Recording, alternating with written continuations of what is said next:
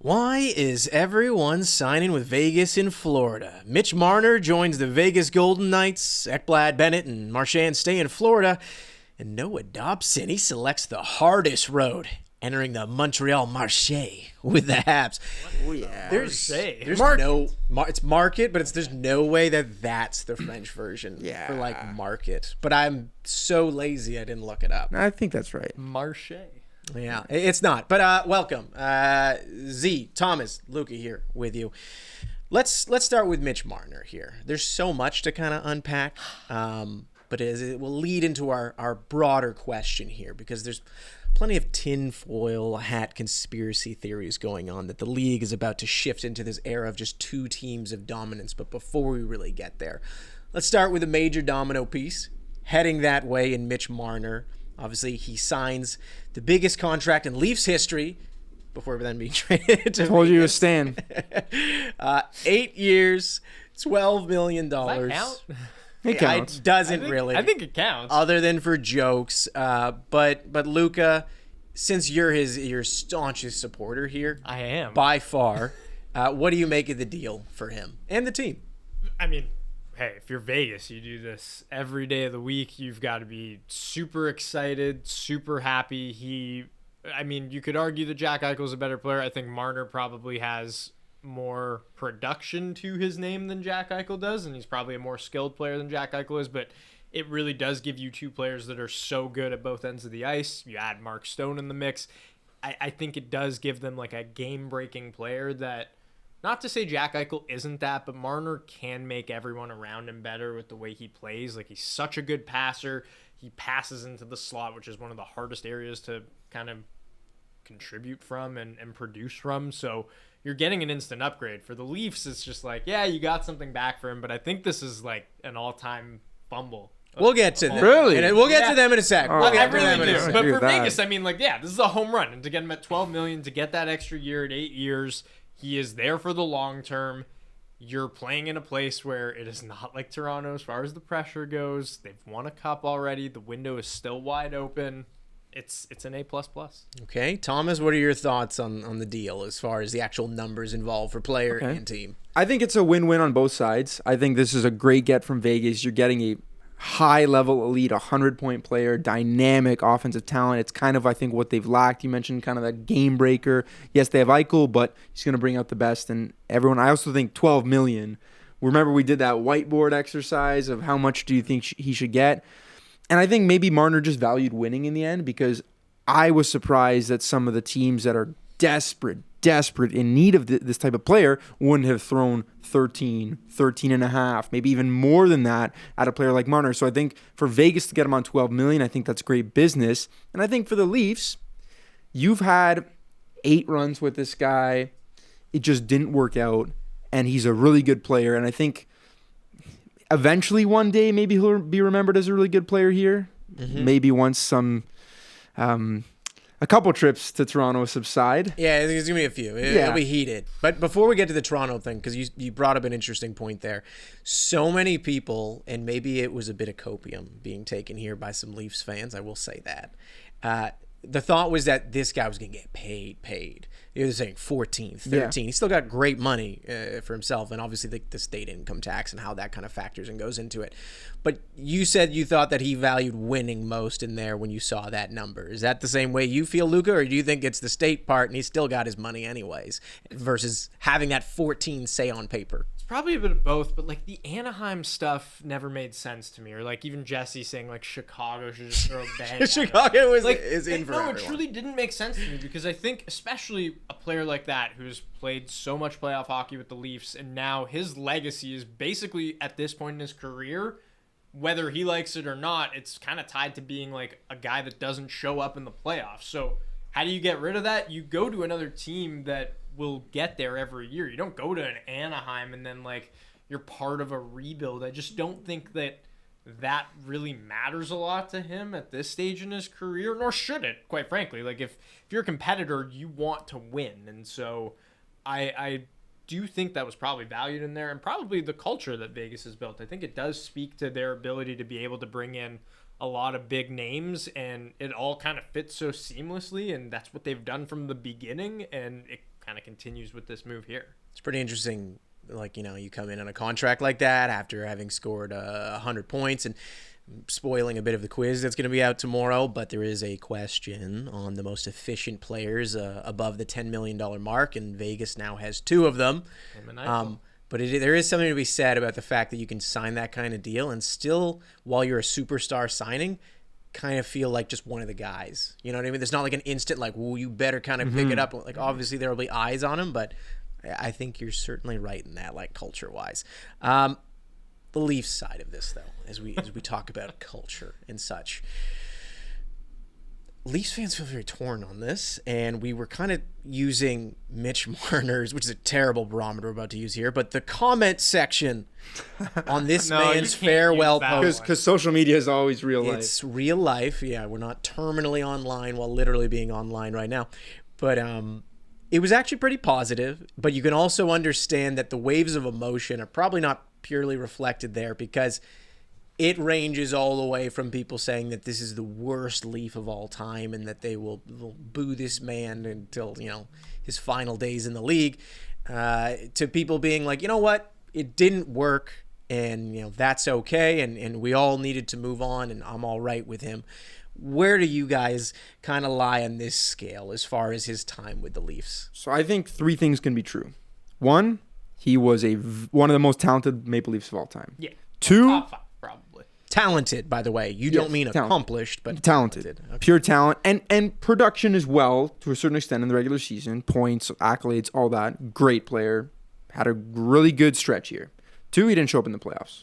3, it was time to move on. So I think those 3 things can be true. You mentioned, though, $12 million is the new AAV that he's going to have for the next 8 years. He was just on 10.5. $1.5 million is really not that big of a jump. Leon Draisaitl's getting a $6 million pay bump around that next season. Are you going in the direction that I think that people should be upset that he got a little, he put a little or left a little on the table? Or? I'm not saying that he left. Well, maybe if you want to go to Chicago, I feel like the Leafs, they could have done 12. Like that is I think within, they could have made it work if they really wanted to keep him. At this point in time, we don't know. He could have probably stayed here. I don't know, but it just feels like, honestly, both sides were just like, let's just kind of mutually just try something else. And maybe it'll work, maybe it won't. I'm sure there will be a stretch, maybe in November or October, where the Leafs drop 4 to 5 and the sky's falling and they don't have that creator on the power play and Matthews isn't scoring because he's not playing with his buddy Marner. Or maybe they'll start and they'll win their first 10 out of their 11 and we never needed you anyways. Time will tell, but I'm looking forward to watching a different way that this team's actually going to be constructed next year. I don't disagree, and I think that, the time was probably up for it based on a lot of different factors, and I think, the fans are probably a part of what drove him out, and, him being literally, the scapegoat of this team. You mentioned it. He walks into the Vegas locker room.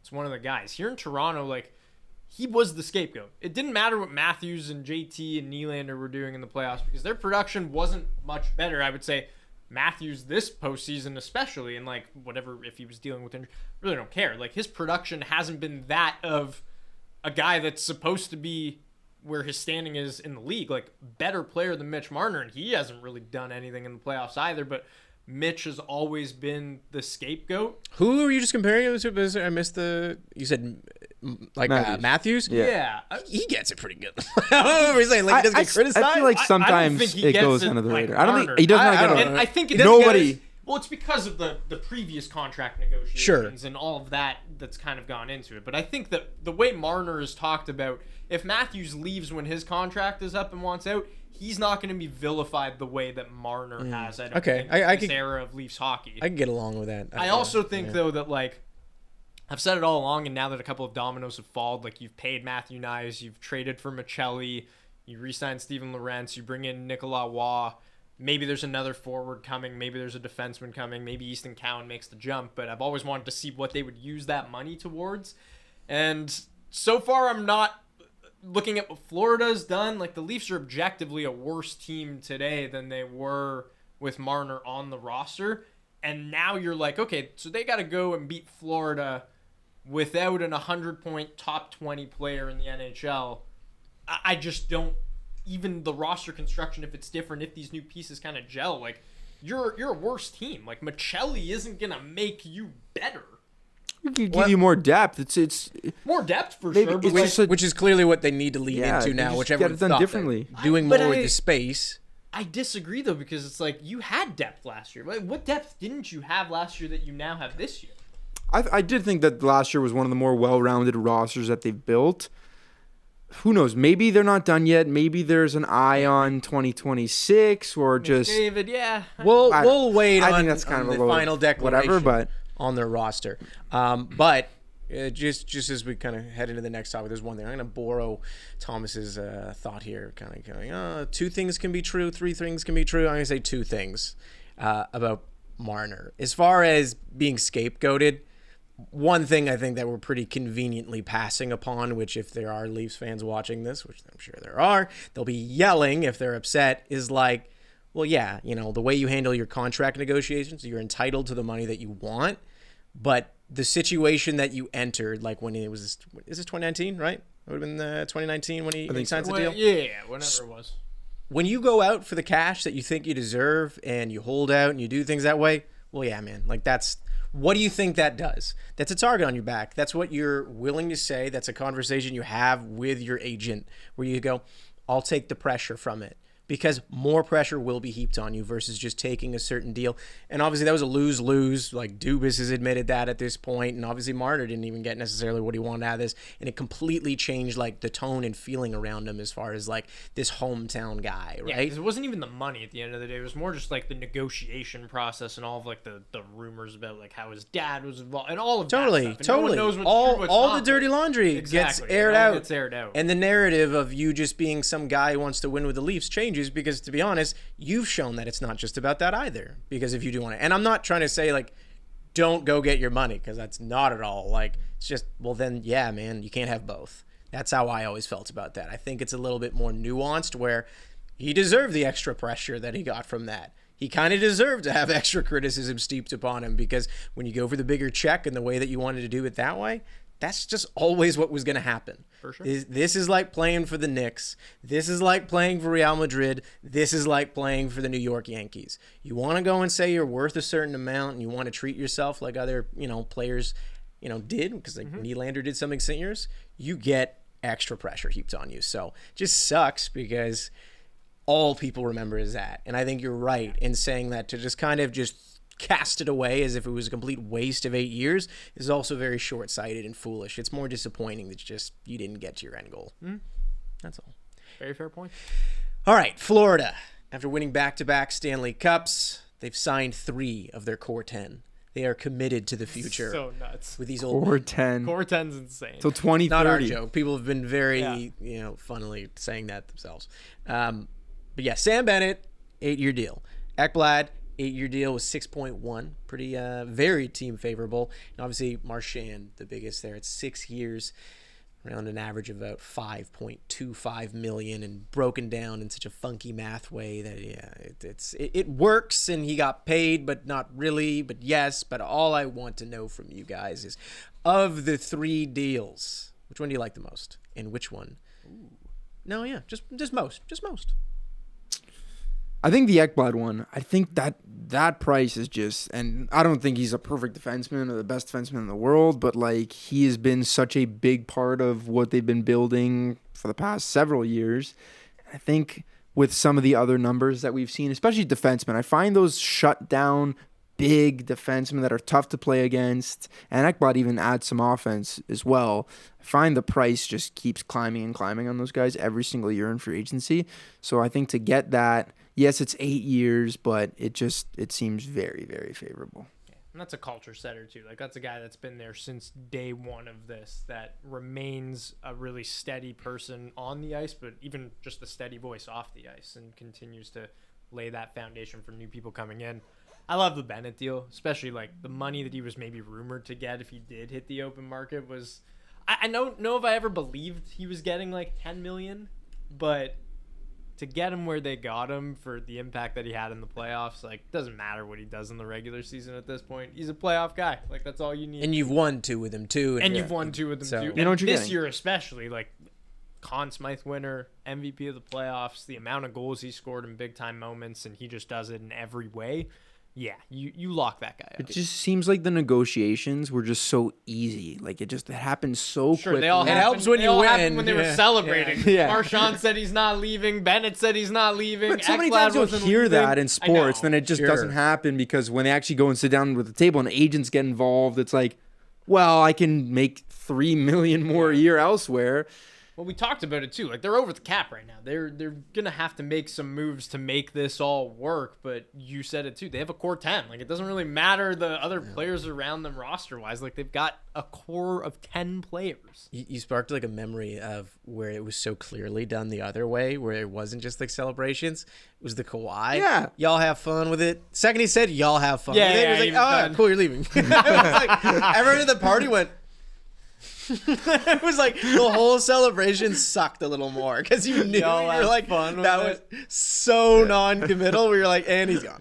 It's true because like if you don't commit in that moment, you're not coming back. Nah. You're not coming back. There was no chance of like 3-4 more anything. But okay, so you said the deal you like the best of the three of them, but do you think there's any issue in locking these up because they are older? In Ekblad's case, he hasn't played 82 games a couple times now, although I know part of that's due to suspension as well. Yep. But still, it's a lot of term. Any issues moving on forward for them? Do you have any concerns in that regard whatsoever? You think this is just the move they had to do and make sense for the cap space and everything?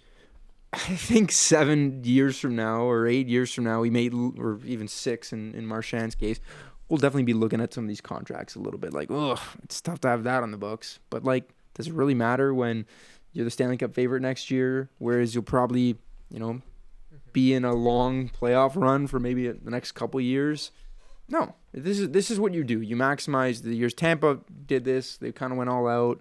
They're still competitive. They're not at the level of Florida. But to me, this is just how you take advantage of a cup window.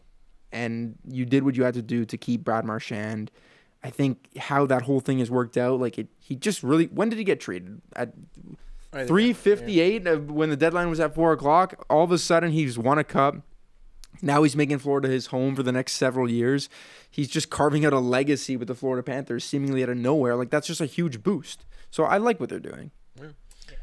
All right. Well, brings us to our title topic here, because there is a prevailing thought out there, perhaps amongst the saltiest of all of us, which that's okay if you are a part of this crowd, or maybe, you just like to really think about the way the league is heading long term, big picture. But there's a prevailing thought, there, that everyone just wants to go to Vegas in Florida, at least all of the big names, whether it be in how they trade for them and then sign them, or in free agency itself. And clearly this is down to, people keep saying, state tax, which is 0% in both of those places, which could play a factor. And Marner signing that $12 million. What's that actually look like? Well, it looks like just straight cash. Is it just due to the climate of these places? Is it just due to all the winning that's occurred there? Or also, the big one, a lack of media pressure, perhaps once you were there? Or, again, a combination of all four of these things. What I want to know from you guys is, do you think that there is some kind of unfair advantage that these two teams seemingly do hold? And I will add one more thing. Rasmus Andersson's another person who's kind of helped kick up the heat in this one, because apparently if he's getting traded from Calgary, he's making it feel as if, reportedly again, that Vegas is the one place he wants to go to. Not even LA is on that list. Apparently nothing to do with it. Maybe he just wants to play with Noah Hannafin again. Do you think He really likes Noah Hannafin. Do I like Noah you Hannafin. think they hold an unfair advantage? Florida in Vegas, that will see them launch just dynasty years for the next 4 to 6 years, or even longer. I know Vegas is a relatively new team. The Florida Panthers have been around for a while now. Good. They haven't won a whole lot before these last 3 years. That's my thing. I'm old enough to remember when Florida was very, very bad. Florida also happens to reside in the exact same state as the Tampa Bay Lightning, and I know they've just recently won cups. But the Lightning were also, after one they point. won in 2004, they were not great. When they drafted Stamkos first overall, they were not great. So do I believe that this state income tax matters? I think to a certain degree, yes, it can be played as some sort of advantage. I don't think it's as big of an advantage as people make it out to be. My overall feeling on the negativity towards both of these franchises recently is people don't like teams that are always winning. And it's frustrating. It's annoying. People like to root for underdogs. People like to root against the team at the top of the mountain. The Patriots were hated for years. The Chiefs in the NFL as well. And it's all a conspiracy yes. too, right? With the Patriots, it's just deflate game, whatever. Chiefs. There's just always something. There's always something. You're always looking for a way to kind of diminish or tear down what this team has built that has enjoyed so much success. And I just think at the end of the day, like, give credit where credit's due. These general managers have done such a good job. They've showed guts in the trade market. They've been smart at the draft. And they've built teams that they just have a recipe to win. So that's the key word there, I think, is built. Like, they've built these rosters from the ground up. It isn't just this thing of, like, they're attracting all of the biggest names because that they can pay them with no state tax and, like, all of the biggest names are just coming in and it's this super team. It's not like that. Yeah. They have started in such drastically different places. And, like, Vegas is a little different, but even then, they saw value in a lot of the scraps from teams and they turned their assets into star players and had to kind of do it with a blueprint that no one else provided. So I think that's different. But also Florida, Marchand posted it on his Instagram story. Like, all these players that other teams had and let go found a home in Florida, and it all kind of fit together. And I'm not saying that's how it's going to work for every team, but it worked for them, and they're in this kind of sweet spot with it. But hockey's also a sport with so much parity that, like, the Panthers could lose in the second round or earlier for the next 5 years in a row. And, like, I wouldn't be all that shocked because there's just so much parity in hockey. I just think that, like, to say it's all state tax is it really doesn't give credit to how good of a GM that Bill Zito is. Yeah, like, it's to trade for Matthew Tkachuk, that decision was hard at the beginning. They just won the President's Trophy. You gave up, won a President's Trophy. Jonathan Huberdeau's coming off a career year. Mackenzie Weegar's one of the better defensemen in hockey, and you're trading two core pieces for Matthew Tkachuk. And that's a swing that a lot of people don't have the guts to take, and he did it. Like, you are rewarded for moves like that, and you're seeing that here. I was just going to say, it's not Kevin Durant going to the Warriors. No, it's not the Heatles, let's go McDavid, Crosby, and McKinnon, let's form a super team because it's, you make way more money than you do in Florida. Sure, maybe it helps you a little bit, and we've seen that now with Ekblad taking 6. Yeah, it might help you stay good. And Marchand was able to, really be friendly, and they signed him to a deal where he's going to be 43 years old and somehow still on the books. But maybe that's just a benefit of building great culture. And what, you're going to penalize a city because it's beautiful to live in, it's nice to play in, and the media's not on your back? Beautiful to live in and a nice city, and they don't have a team anymore. Like, this doesn't work in... No, but bummer, but... it goes to show, like, you can't just penalize a team for that. Like, it's...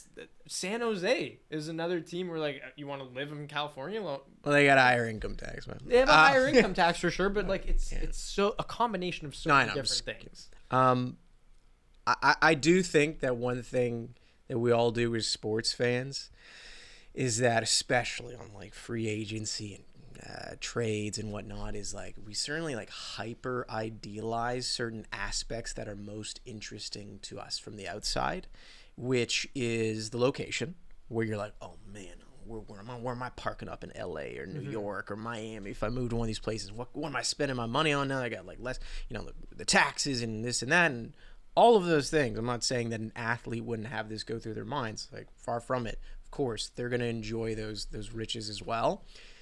But the thing that you guys really highlighted most in here, where I tend to agree with you on this whole argument, is just the strength of a culture and an organization as far as pulling you in, and those things just kind of being additional factors that absolutely are advantages by the end of it, but don't work without the strength of that organization, the culture, the same way. Yeah. They could still be advantages. They still are. Like, you can't lie about it. Some people, of course, man, like, if you're not getting taxed and there's extra money, like, it's an advantage. I don't think there's any beating around the bush there. It is an advantage to have that.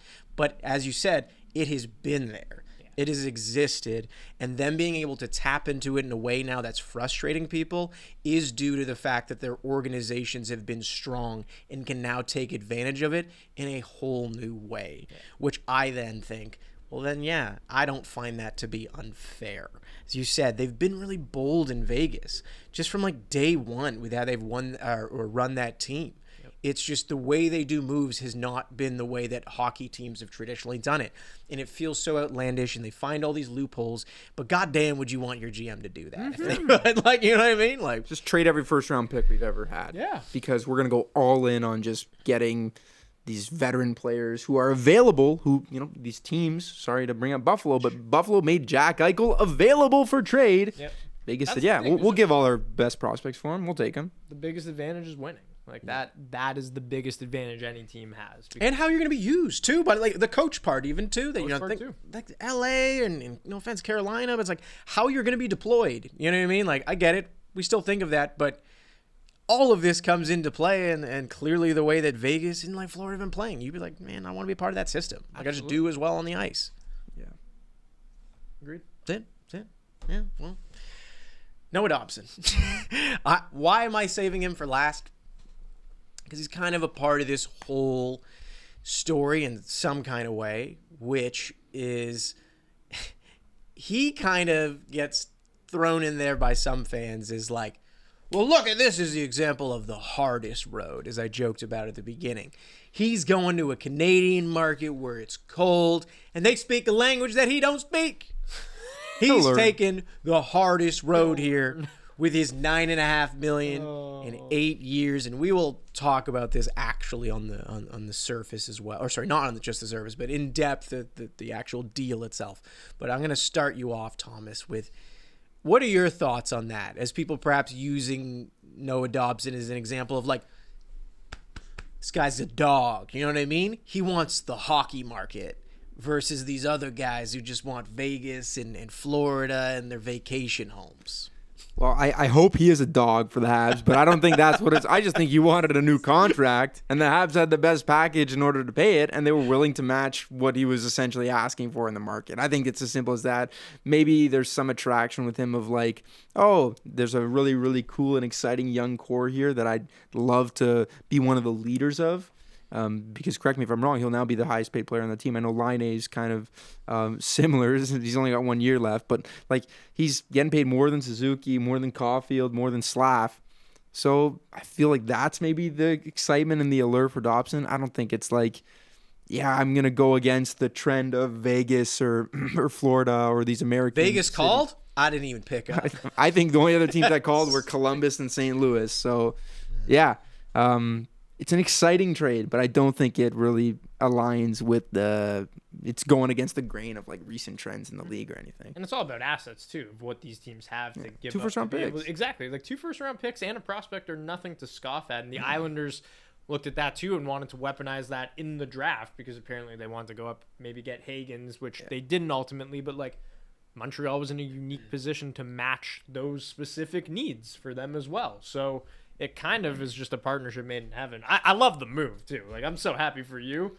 I know before we recorded too, Bolduc as well. Yeah, just happened from St. Louis to Montreal for Logan Mailloux, but I think it speaks to the pipeline of defensemen that Montreal now has with Dobson, with oh my goodness, Lane Hudson, and you've got Reinbacher. You can't even crack the lineup right now. Like, they're kind of loaded, man. And you look at the Eastern Conference, Marner's gone. Another team in that Atlantic is weaker. Boston is still weak. Montreal up and coming now. I don't know. They're gonna make the playoffs next year again. Hopefully, Nice. It's become the expectation now, which is scary to think about. But getting a player like Noah Dobson, like this was a big statement to say like our rebuild is over and we're ready to go for it. I still lump you in with Buffalo and the Red. No. Okay, yeah. You're right there with I think us. Buffalo's in a league of their own right now. How about that? You didn't want to wear that Paterka jersey to record. Literally, we today. recorded the quiz the night that or the day, and then the night he got traded. I joked about how I do own a Paterka jersey. But did you hear what I said in our video with Schaefer? We did a guess the number with Matthew Schaefer, and he didn't know it, or he did know it? Paterka was one of them, and Jesse got it right away. And I said in the video, because I believe there were some comments about it, I was like, man, I should know that. Z has a Paterka jersey. And this got posted, I think, yesterday, so the trade had already happened. I'll wear it in something else that we have. I still have it. It's a reverse retro as well. It's a sick jersey. Yeah, it's definitely. He's a cool player. 77 just looks cool in the back, too. Yeah. I was being facetious about the fact that, that is still a cool factor, I'm sure, for some players, that they do want to go to a major market and feel like the big ticket in town. Like, that will always be an advantage for some players, and it is cool. And perhaps that was part of his decision to some degree. Maybe, as I said, it's that top layer. It's not the whole thing. But my main question with you, with Noah Dobson, $9.5 million. We've already discussed the number with it. I think you engineered some type of post recently of the most expensive D-men in the league. But how do you feel about the number attached to him, the AAV? Listen, 2 years ago, he was a 70-point guy, and we were talking about him being on Canada for the Four Nations. They obviously didn't take him. They had a lot of that offensive play driver, and he's not Cale Makar. He's not, I know he's not Canadian, but he's not Quinn Hughes. He's not that level. It's a long deal. Everyone, you're going to hear this a lot during this week of free agency when these deals get shot up. Oh, the cap's going up. I think it's a way of everyone making themselves feel better about the business that their team just did. More cap to not use in Buffalo. Yeah. And last year he had a tough season, but so did everyone kind of on that Islanders team. I think now he's going into Montreal, and what surprised me a lot is the fit, because Lane Hudson is very much offense. Can't really trust him as a number one defenseman to play on the penalty kill and to play in those late game situations, because he is a little bit undersized, and his skill set is just so unique to scoring a ton of points. And Noah Dobson isn't really that well-rounded defenseman, or at least he hasn't developed that streak of shutdown D in his game so far. So it was a little bit not puzzling, but caught me off guard that you're going to build your team with two D-men that are just so favor on the offensive side. So that was a little bit surprising, but I think like we saw Bouchard go for 10.5. That's just the going rate, and 9.5. I think he'll be a lot closer to his 70 points that we saw 2 years ago than his 39 or 36 that he had last year, just because he's going to be playing with Suzuki and Caulfield and Slavkovsky and just all the other young talented players that the Montreal Canadiens have right now. So he's just entering his prime, yeah, too, right? Like there's still room for development for him, which is important to note. And I don't know, power play with him and Hudson, like both on the line. Like, how are they going to line up? To how they configure it and who gets more minutes and like what the pairings are, but you have so many different kind of combinations. I don't know how they do that first power play, because I don't either. But it's exciting. Slav is the guy you take off from like a skill set standpoint. He's the guy that would lose his job on power play 1, but he's the net front guy. And I don't know if you want anyone else to be the net front guy, because he's big, and so it's weird. Like, does Caulfield come off? Does Laine come off? You probably Laine, right? Like, but his one-timer just scored so many goals like that in the regular season. Yeah. Scratching the playoffs. It's that, because like you don't want your $9.5 million defenseman being power play 2 probably either, right? But you can't put him over Lane Hudson. But it's a good problem to have. You'd rather have these problems than not. Where do you rank their D-core in the league? Give me a number. I think on potential, and I think with how many young, like Caden Gooley's 22. There's just Reinbacher's. I want where you currently think they are. Top half of the league. Yeah, maybe like between. I'm not gonna come out here sexy way. They haven't played it all. Okay, I think they're top half. You want an exact number? 8. Number 8. There you go. I'd say like that's also brilliant, because it's like I'm not gonna sit here and form those. I'd say like there you go. Like See? 12. Like I don't know, maybe 12. Because like there are some deficiencies to Hudson's game still. Like they're young too, which is young, though. Like, it's gonna take some time. Get better in his own end for sure. I love the move. I think it's a great move. They're probably right there with Buffalo. Yeah, Buffalo. I think. But you guys just lost Yoki Haru, though. And you're gonna lose Bruins Byram. Signed him too. I was thinking of getting that jersey. You're gonna lose Byram as well. We can end the video. We don't need to. It's okay to end the video. Can we get a Buffalo logo up here and just talk about? It might be actually. Can we? Can we end the video? I don't with think we have one. We literally don't have one. Who would you take right now, Dobson or Owen Power? Let's end the video. I think you take Dobson. We're not opening up the Owen Power can of worms again.